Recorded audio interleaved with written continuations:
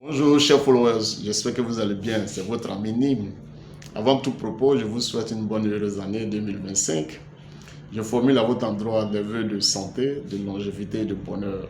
Ceci étant dit, bienvenue dans nos temps d'échange dénommé Nîmes en parle.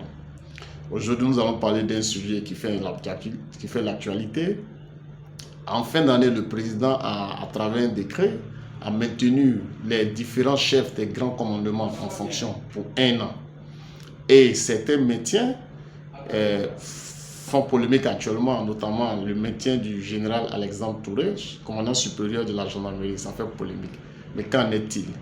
Est-ce que cette polémique-là, est-ce qu'elle est utile? Nous pensons qu'elle n'est pas utile.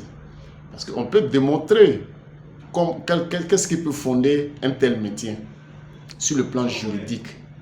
Voilà, selon la Constitution ivoirienne, en son article 67, il est dit le président de la République est le chef de l'administration.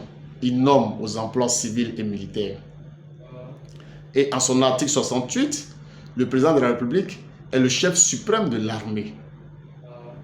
Ceci étant dit, juridiquement parlant, le président Alassane Ouattara est bien fondé pour nommer quelqu'un à un poste qu'il sent utile à ce poste-là. Donc sur le plan juridique, je pense que cette décision est fondée.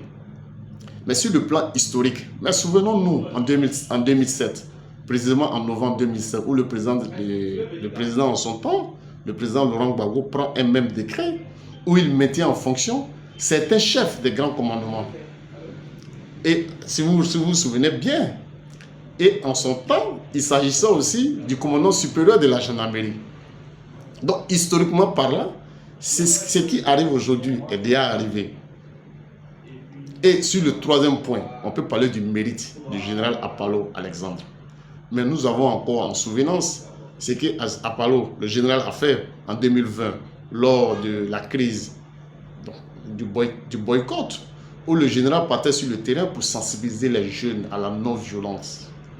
Mais à travers ces campagnes de sensibilisation, mais il a pu calmer, il a pu apaiser plusieurs situations. Donc le général a du mérite. Et de 2020 jusqu'à aujourd'hui, la gendarmerie est tenue par M. Apalo Alexandre. Aujourd'hui, là, les gendarmes sont montés en puissance. Ils maintiennent la situation. Ils maintiennent la sécurité.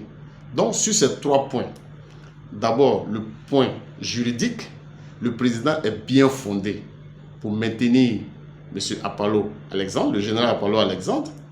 Sur le plan historique, ce qui arrive aujourd'hui est déjà arrivé.